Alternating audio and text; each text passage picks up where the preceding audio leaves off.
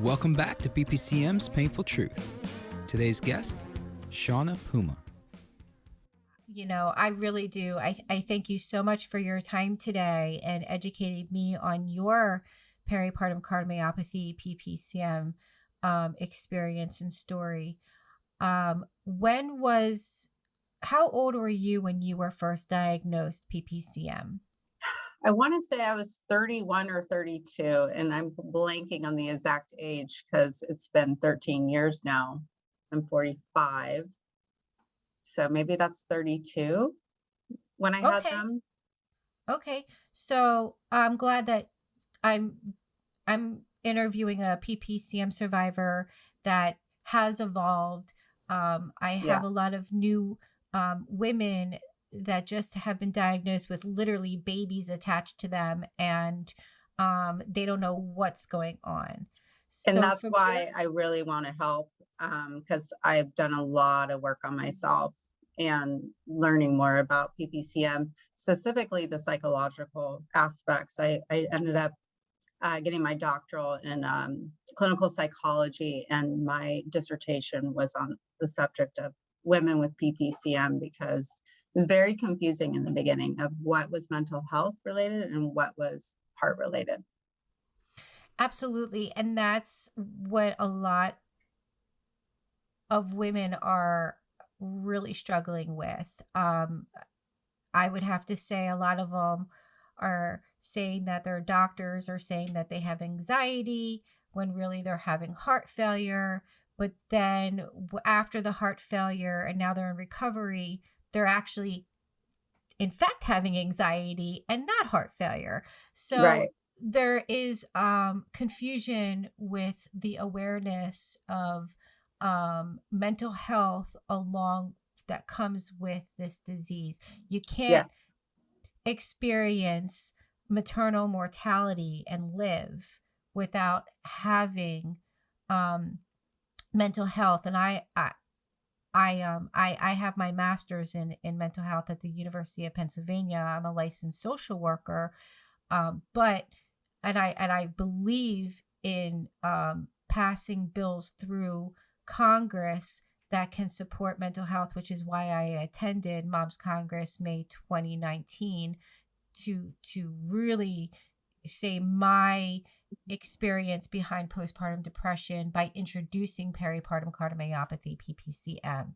Right. And when were you diagnosed during your pregnancy, or were you diagnosed when your life was already at a threat? My life was already at a threat. My situation was a little bit different because I had twin girls, and right after they were born, my stomach descended. And I didn't realize how abnormal that was because, it was my first time. Mm-hmm. But I remember feeling a lot of pain in my stomach, and they just kept telling me, oh, it's gas, don't worry. But it just got increasingly worse. And to the point where I was falling on the ground and crying before they would help me. So that was 4 days post. And it turned up that my bowel was perforated. And so I went in for emergency surgery. I woke up in the ICU. I remember telling my husband at the time, I'm divorced now, but at the time we were married. And I remember saying, I think I'm dying. And it just felt like I was swallowing in a big black hole. Well, yeah, because you didn't think you were dying. You were dying. Right. I was septic. But that's why you were, I had the same feeling. I did have my times of death called, but nobody was believing me that I was saying, I feel like I'm dying. But that's because we was close. If they didn't respond within those 4 days, I think another day I could have been dead. Absolutely. Because I was so septic. And so, I was dealing with the bowel problem, and that was horrific. That the pain level was excruciating, and morphine couldn't touch it. And so it was, I don't know, within a week of that surgery where they thought I was getting better. And so they put me on the cardiac floor because I couldn't leave the hospital until I was able to have a bowel movement. So I remember being on the cardiac floor and family left. I was in this room by myself and I was extremely anxious, I thought. I remember hitting the button to see the nurse, have the nurse come in. And because I couldn't breathe. I could not breathe. And I didn't know if it was a panic attack because I've never had one, but it was very scary because I couldn't breathe and I was in too much pain where I could not physically get up because of the bowel surgery. And so that was my PTSD moment where I was completely out of control and I didn't know if I could be saved in this moment. And so finally the nurse comes in like a half an hour later and I can't breathe. And I tell her I can't breathe. And I believe they gave me about 5 milligrams of Ativan. And I blacked out and I woke up the next morning of them saying, you have peripartum cardiomyopathy. I was at a 35% ejection fraction. And at the time I was too ill to understand. Right. I just knew I needed to get out of the hospital to be with my babies. Yes. I cried nonstop. The tears just would not hold back. Like I felt like I just got ran over by a train and I didn't understand what the hell happened to me. That's exactly well said. That's as a healthy woman myself, to experiencing as far as it went for me, it's extremely frustrating because prior to pregnancy, women that experience this are very healthy. This is a pregnancy complication. I mean, did you have any medical whatsoever in your life? No, not really. So I had a couple miscarriages. We started trying to get pregnant at 29.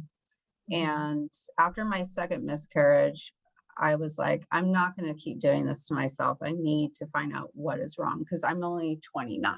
I'm not that old yet. And so I saw a specialist, the ones that, I guess it was not an endocrinologist, but the ones that specialize in IVF. And so he said, well, you're, what do you call it?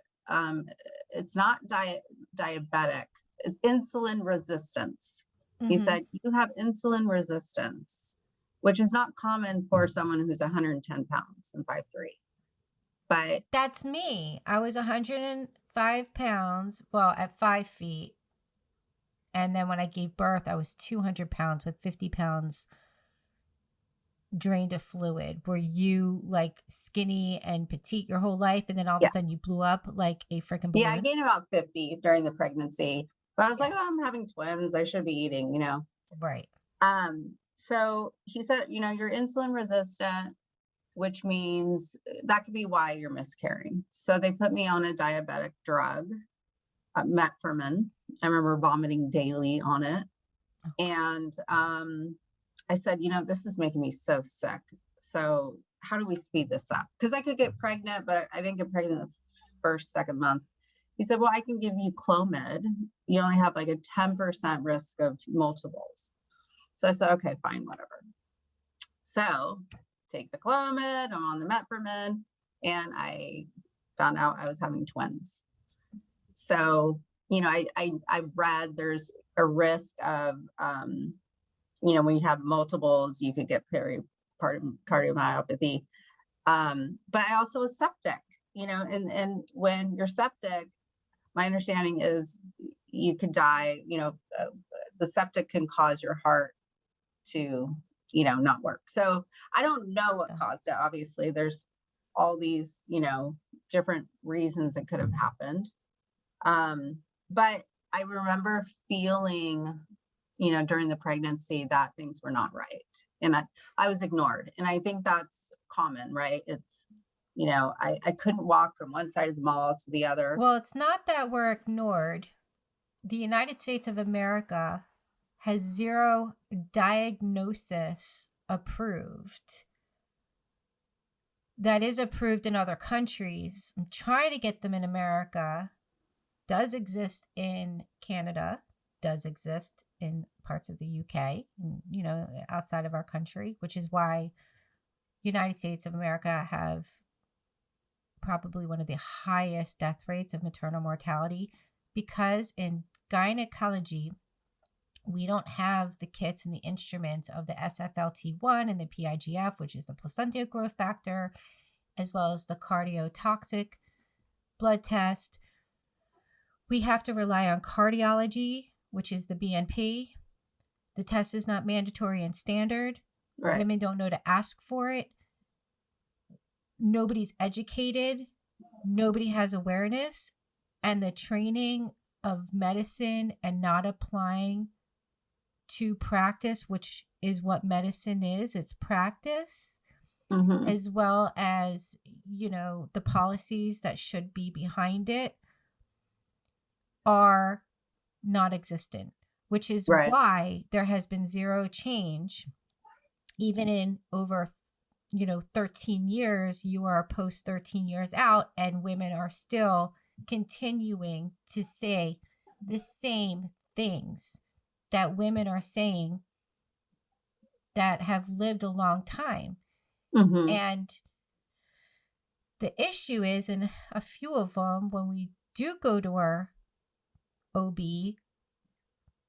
birth keeper, whoever it is, the person that is caring for the mother and baby during pregnancy, once they find out that it's peripartum cardiomyopathy, PPCM, they don't walk, they run into non-existence.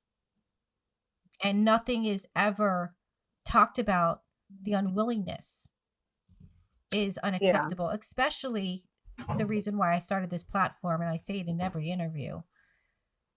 November 21st, 2021, a woman died after childbirth at Cedars-Sinai, where I gave birth. They never diagnosed me. I even went to the ER after I gave birth with an infection. They said literally on my discharge that I was not ill and that I was fine to go to a Thanksgiving dinner. Thank goodness I was in Arizona at a small medical center. Estrella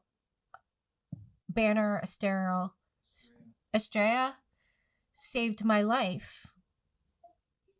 And they had me in a coma. My heart stopped over 30 minutes, each cardiac death. And then when I woke up, I didn't know what happened, because I'm a very healthy girl. I mean, like, I've been working on top TV shows for over 18 years. I'm a dancer. I'm like a yoga gangster. Like, I love to work out. I love to stretch. I do. And this is literally threw me for a loop, because I have never in my life even like had the flu, like literally. Yeah. And my times of death I never called. had a surgery. I can't think of anything. So it's common for all of us to have this, which is rare, is that doctors aren't doing anything about it. Right. The medical community, but it's not their fault either, because when I talk to the reps at these companies that have the kits and instruments for other countries, the diagnosis kits in gynecology, FDA has not approved it, and they are not planning on approving it, possibly in 2023, maybe. I think what disturbed me was when I would say, you know, I need a handicap sticker because I can't walk very far. I need to park really close to the wherever. To the DMV? I could not go through. I remember our second trimester, I could not walk through Babies R Us. I had to be in one of those wheelchairs. And so I'm telling my doctor all of this. You know, I can't walk from one side of the mall to the other. I was like on the floor in Nordstrom, couldn't get up. And they're just like, well, you know, you're carrying twins, so you're just going to have to take it easy. There was never well, maybe we should have your heart checked. There's a very easy box that he could just give the code to peripartum cardiomyopathy to the DMV, and within 3 to 5 business days, or you can pick it up yourself and have a handicap sticker. So your doctor, who is your doctor? Gosh, her name is not coming to me. She's in Orange County. It will come to me eventually. I ended up suing. Oh, you did? I did, but I lost. Yeah, because we don't have a chance unless they leave. I was told by 47 lawyers offices, by the way. I have the papers. Why? And one of them, even Aaron Brockovich's lawyer, and they explained to me why, even though I had my times of death called, even though all the things that happened, I had a defibrillator that I was highly allergic to. There was a lot of problems with the device. Even with everything that I went through, they said, Lindsay, the reason why no lawyers and the reason why you will not win is because it's a pregnancy malpractice, and the doctors protect the doctors, and they're the ones, and the judges have the license. They're the ones that have the license to basically do what they want. Plus, there's a bill. Any woman who's pregnant that has a pregnancy complication, even if she died and the family wants to sue, you have 1 year to master that. Right. Well, how is somebody going to wake up? It was Dr. Hahn in Orange County. What is her name? Dr. Hahn, H-A-N. H-A-N? Mm-hmm. But I sued because of the bowel problem. Well, it's not a matter. The reason why is because even the judge even said to me, unless they left a utensil inside of you, or like a scissors, or he was putting it to me very clear. It doesn't matter that your heart is handicapped, and that a person with no legs can live and literally roll out of that grocery store have more of a chance to roll out the grocery store than you walk out, because your handicap is not your legs. Your handicap is in your heart, but nobody can see inside your heart. So we're not considered handicapped in a sense because you can't see it, as opposed to somebody with no legs. Not visual. It's not visual. There's a lot of things that create obstacles for this pregnancy movement to grow. Well, this docuseries is going to be a tsunami of a wave. So. And it absolutely will. I mean, and it's only a matter of time. I needed time to grieve, but I also needed women to know me, to feel comfortable in telling me their story and coming through, because a lot of people don't want to share something that is so horrible. Some like the justice. Well, it took me years not to cry when talking about it. And I think once I finished my dissertation in 2015, that was my moment to feel like, I did a circle, I grieved, I worked really hard on it. And I think how's your EF percent today? What is your BNP number? I'm at like a 50-ish. Okay. And they just said, it's not a heart for someone your age. My issues today are more of, I can't do intense cardio. I get on the bike for a minute and go really fast. My heart rate goes to like 178. and then I'm like panicking. So I do better with like strength training and walking. But yeah, running or high impact, not For it's not me, it's happening. yeah, for me, especially when I had afterwards, you know, swimming. But I would use foam hand weights that would relieve pressure because the less pressure on my back because I had kidney failure before my heart failed. My Mm. ankles were so swollen and I couldn't barely even move. So I would take my foam weights and I would do that, and then I got into um water aerobics with the 70-year-olds, and I just got in such great shape.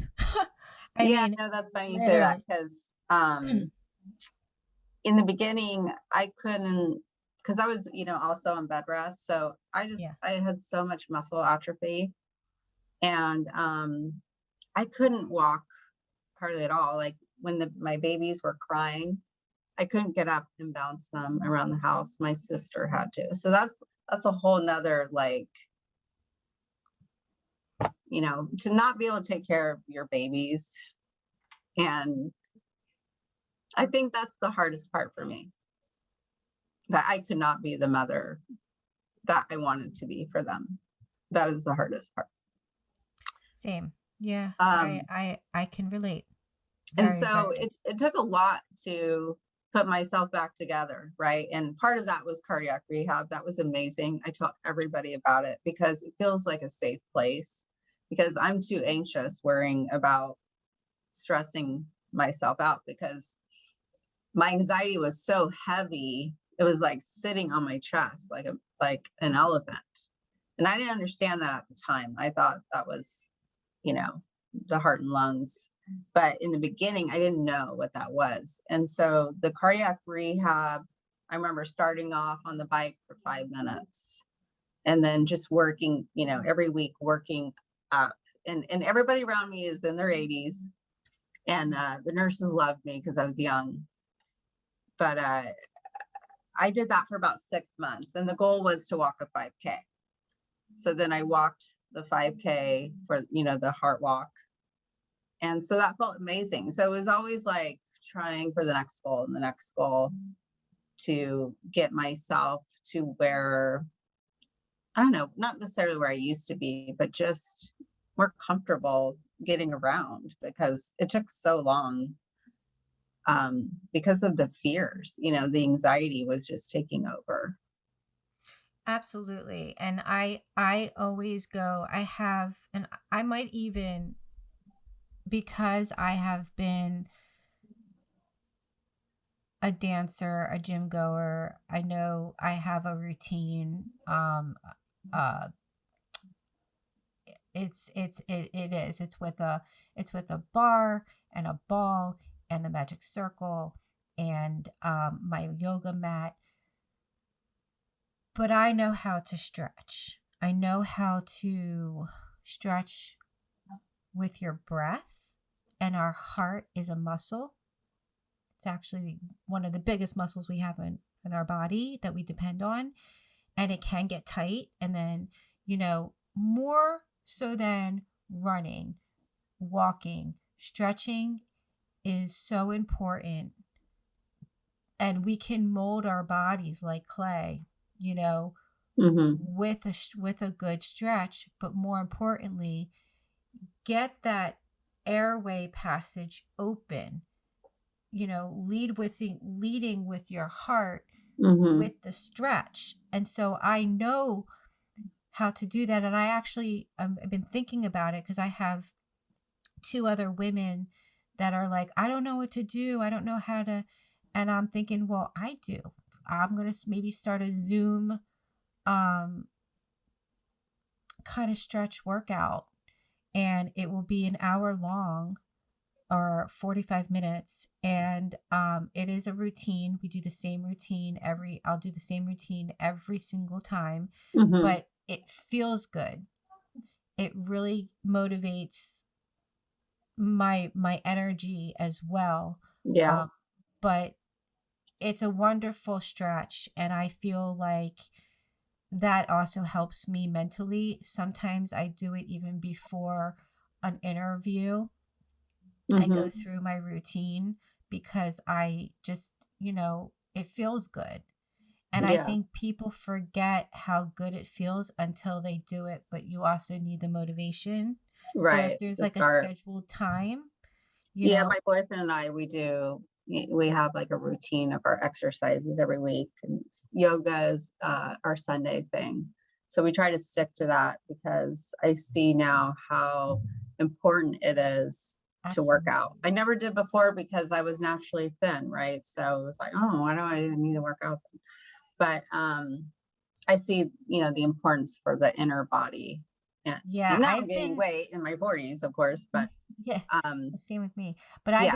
I've been a dancer since my mom put me in dance class at uh my sister said it was 3 years old. I thought it was more like 4 or 5, but I never stopped, like ever.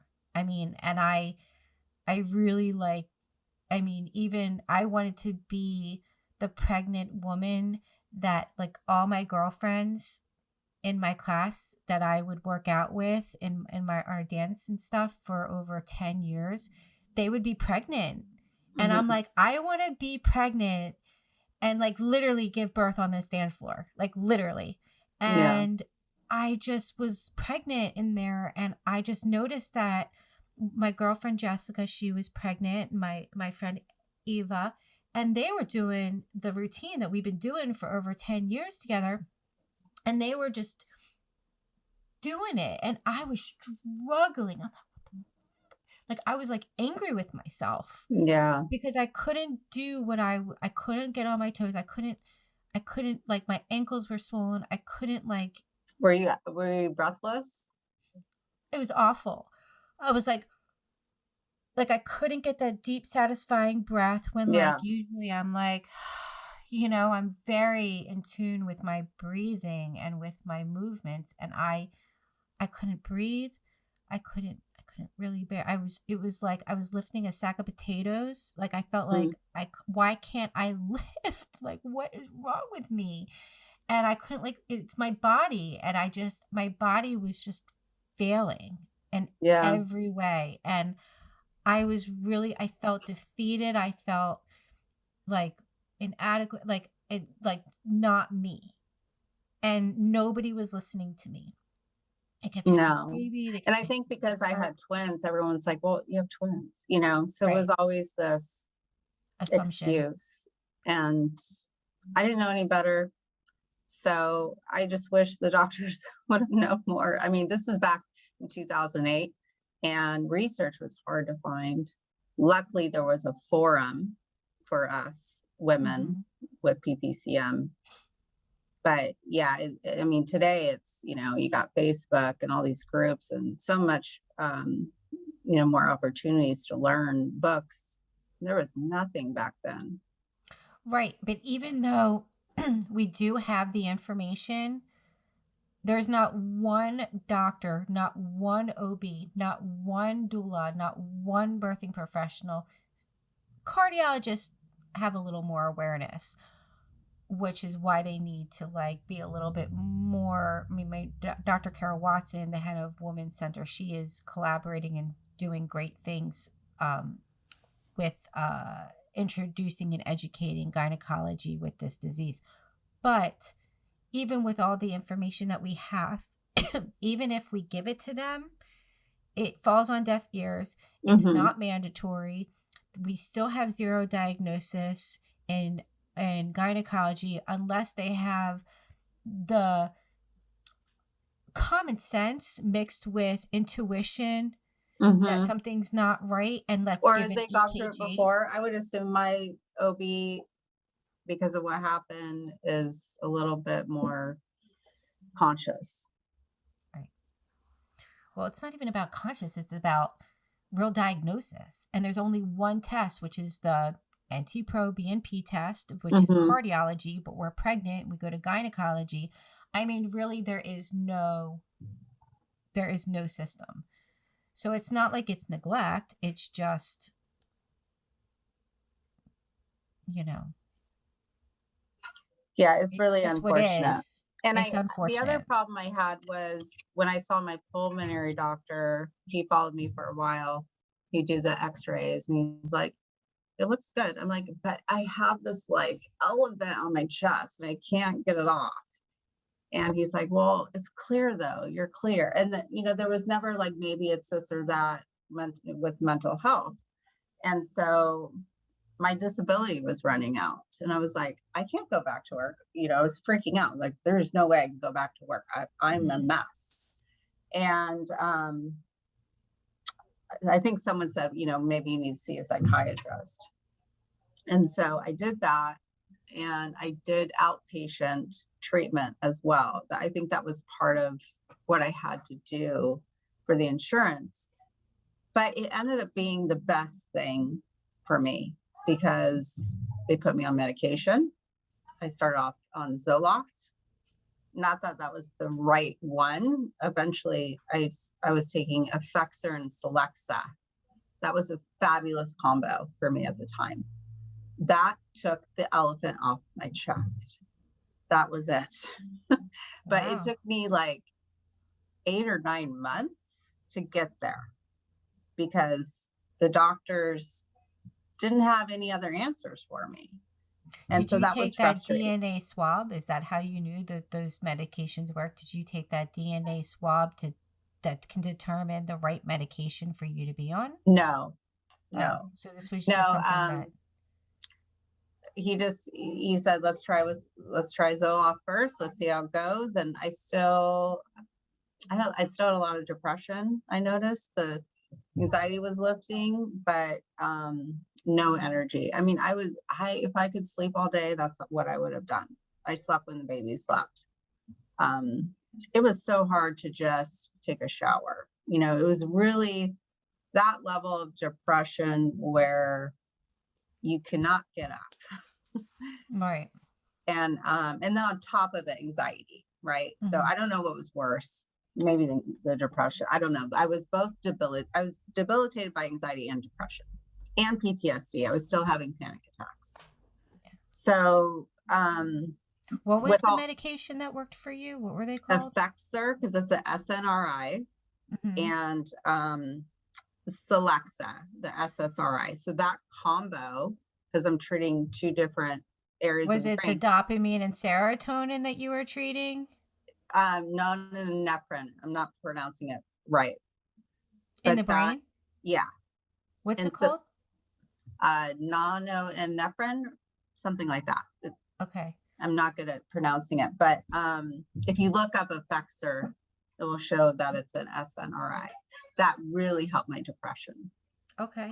So the combo of both for me with the therapy, with the outpatient therapy, because that was, 3 days a week, maybe 4 or 5 hours a day of learning coping skills, of understanding my condition. That's what I needed and didn't know I needed it. So I wish Right. there just would have been more guidance, and because if I'm getting my social work degree right now. So if I met someone with PPCM, now I know how to help guide them and things they could try because you have to treat the mental health. I mean, I'm Yes. amazed by anybody who can go through this and not experience any kind of mental health. I have met one. I have. And it's shocking. Well, they could also be putting on a good front. When the door's closed, you never know what goes behind there. She could be just like letting it out and just putting on a strong face. My mom always says, if you wear makeup, you do your hair, and you smile, nobody will ever know what you're feeling in the inside. Yeah. So, but I love that you advocate for mental health. I have always, my undergrad is human services, K-6 education. My master's is social work, and I went the whole way with policy and practice at the University of Pennsylvania. Mhm. I have always believed in mental health. I am a huge advocate for this disease and implementing the awareness that, you know, to a degree, we can only help ourselves. Um, as some would say, distract, but it's not about distraction. It's about an actual physical trauma. Yeah. You know, PTSD is whether there's too much fluid leaning on the right or the left. In the frontal lobe, we have a brain, we have blood, we have fluid, and just like that blood and fluid can crush our heart, it can also create things with the mind. And I do believe if there is no awareness and zero treatment, and if it is left not treated, knowing that there's a problem, mental health, it's almost like your heart not being treated. Right. It can get sick. And so it can, I understand the disease of mental health. I understand that, you know, a thought is just a feeling. You change the thought, you change the feeling, but it's a lot more than that when it comes down to chemical, not chemical, and there's nothing wrong with that. Our I mean, bodies, was a severe level, you know, because right. I could think of like range 1 to 10, right? And you know, I when was a someone's like, 10. why can't you get off the couch? You know, like what's Yeah, like now I get it. I sure. Me too. 100% get it. Yes. How debilitating it can be. It's Because paralyzing. because they were And saying your heart's getting better. And I'm like, but I don't feel better. awful. I feel awful. And I'm crying all the time. Yep. And I can't take care of my babies properly because I'm a Right. mess. Right. And that in itself feels terrible. I lost a good year because I was so bogged up with all the medication. That Coreg, the beta blocker, is so strong. They put me on the highest dose and I was spinning all the time. Yeah. And I got a new cardiologist because I was frustrated with her. She was treating me like, you know, I could die any day all the time. And I needed someone to help me get better. And so I switched and it got better because he's like, you don't need all of this. And he started lowering the dosages and I started feeling better because, you know, I wasn't, you know, my blood pressure was like 90/60 on the 25 milligrams. And so it was you know, really low. I was, I know I was what that feels dizzy. like. The other day, my cardiologist gave me, mixed my heart meds with a diuretic, and I wasn't just dizzy. I literally was going to fall on my face, and for 2 days when I would walk, I didn't feel my feet. I felt like I was floating. I felt like I was going to faint. And I said Yeah. to my husband, I said, you know what? You're going to have to excuse me. I have to lie down and go to sleep. I slept for 2 days because my blood pressure was so low. I Low. immediately And went she off would of tell it, me, went no, back to my 90/60 is meds. fine. I'm like, I don't think it is for me. No, So I had to exactly. switch doctors. Right. And Good that was the best self-advocating. thing, you know, I did. Yeah. And eventually I was able to get off. So that was also an improvement because the side effects are so strong. Yes. And, you know, Scary this strong. is as good as it gets. I don't think I'm going to hit a 55, 60. I've had it tested, you know, over the years, and it's kind of just stayed in that 50, 55 range. And, you know, I can do everything that I like to do. I can go dancing. I can have sex. I can go on a 3-mile hike. You know, I'm not like this, you know, huge workout, you know, marathon runner anyway. But I still get anxious if my heart rate goes up. It feels damaged. It definitely feels damaged. Well, how can it not? You know, with cause, there's effect. And I feel that, you know, well, what we do, we take it one breath, 1 hour, 1 day at a time. Mm-hmm. And, we count our blessings every day Yeah. that we wake up. And, Yeah. It's you very true. you are to me an inspiration because I'm 5 years out. I have just gathered myself. You know what I'm saying? Mm-hmm. Picking up the pieces, I'll always be broken. There'll always be Yeah. pieces. And, Yeah. the Zoloft has helped me not cry. There are times when I get off with interviews with people and I literally bawl my eyes out and then gather myself for another interview. It's These conversations are so important for change and Mm-hmm. for all women globally, but most definitely in the United States of America, which is why the headline for this docuseries is "The Painful Truth of the U.S. Epidemic: Yeah. Maternal Mortality, Preventable Deaths." Preventable. So preventable. And Drives me the nuts. fact that we have It's to not a standard test. correct, and women have to self-advocate instead of being diagnosed. Mm-hmm. Like I'm RH negative. I didn't even know that. They told me that. And so Mm. they gave me the shot twice, right? Hmm. It's as simple as that. Yeah. Just add it to the blood work. We have every other thing under the sun. Why not include it? It doesn't, it's so simple.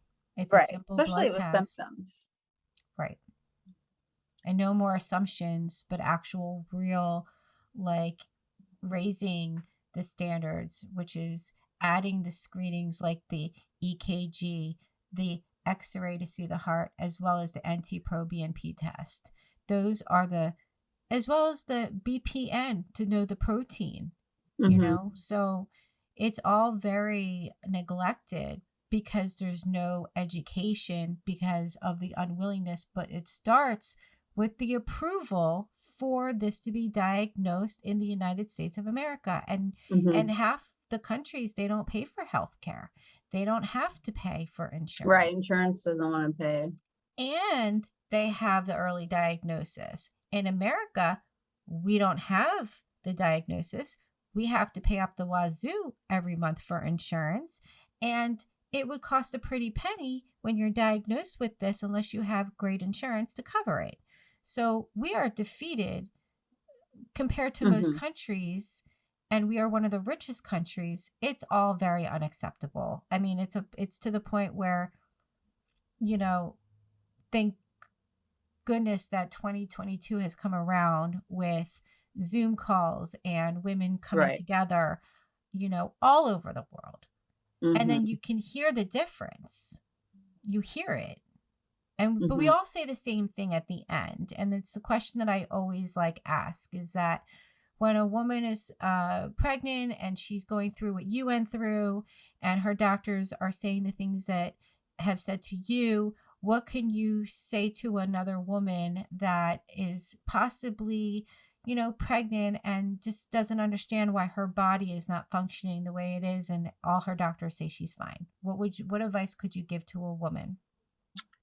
She Any has to woman? advocate to get what she needs, like when I was in the hospital, when I was in the ICU, my dad started writing to the senator because he's like, this hospital is going to kill my daughter. And he went to the chief of the hospital. He practically dragged him into my ICU room and said, look at her. Look at her. She's 31 years old. And look what's happened to her. I was supposed to just come out with my 2 babies and be a mother. And that was taken from me. And there was just so much prevention, so many things that could have made the outcome be so much easier. If they just listened to me when I was on the floor at Nordstrom, that was the start of it. Yeah. That's when real practice comes into. Yeah. So you have to go up the chains, But the even doctor won't listen still, to you. I mean, you can go up the chains, but it's again, why can't we have the diagnosis as early as 10 weeks pregnant when it's medically proven that there is early diagnosis and prevention? Mm-hmm. And, we shouldn't have to pull, the top key person Yeah, into an ICU room to actually physically see a woman lying there, like helpless, yeah. practically dying. It's not fair. I wish Women I had more pictures, but in that in time, that I was moment. like, no, no, because I knew I looked like that. My lips had no color. I had no color in my face, and I only have maybe two from that time. But I wish now. I think I was afraid that I was going to be in this permanent state. Right. Like my life was just ruined. It was hard to see the light of getting better when you're in the beginning stages And of what that looks it's like. it is, and then we worry about our children. Do you know your girl's BNP number as well as their EF now that they're 13? No, I have talked to their doctors about it, that eventually I do want them to get The genetic testing echocardiogram. I'm sorry. the genetic testing. Yeah, yeah, Hmm. because I do worry, obviously. Absolutely. And if they decide to have children, I'm probably going to be a wreck. I'm going to worry. I'm going to definitely push for them to get full panels of tests. And I hope I don't scare them. I don't want to scare them out of it either. It's No, but I think that there's the awareness, and if anything, they have it. hmm They're at a better chance than hmm we ever had, right. because we have the awareness to educate our children. I still haven't done it because he's 5 and I don't want to poke him, but he knows, and I prepare him, and I've been preparing him. He needs to get his BNP. He needs to get an EKG. These are the hmm things that you must know at least once a year. And if I can kind of, you know, um, educate him and follow through with it, hmm it could save his life someday, or the Right. woman that he loves. If I'm not around, he needs to keep this up. He needs to know that Right. when his love of his life, is going to give birth to my grandchild, I want to know that she has her BNP test, and I want to know that she has the awareness, and that it shouldn't education and awareness. I don't know when it became scary.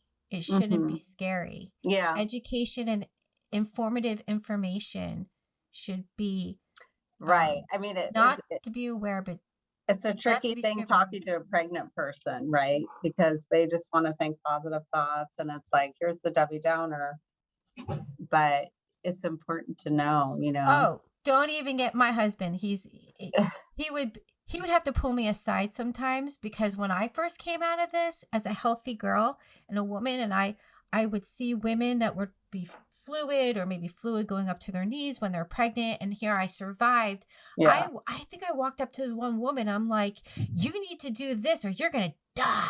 Like, and she's pregnant, and I'm Yeah. like, literally, like, my passion was to just educate her, but I didn't want to make Right. her feel bad. But I Yeah. was like, "You don't understand. You have fluid. I see you, and Yeah. I know this, and I I and I talked know the symptom." I talked a lot about it in the early days because, My you know, approach changed, by the way. yeah, right. I mean, because at this point in my life, I've moved on in a lot of ways. I'm focused on Evolved. my career and school and my kids and my boyfriend and family and traveling. I'm really into traveling. And so I'm just happy that I'm out of that phase. But there was quite a few years where it was on my mind all the time. Well, you deserve all the peace moving forward.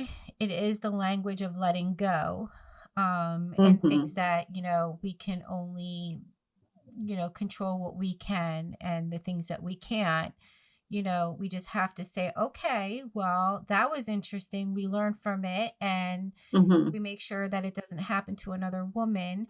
And, like I said, we pick up the pieces, but, there's still some that are left. And that's those pieces that are left, we hand to others. We hand to the women because we know what it's like to be shattered, you Yeah. know?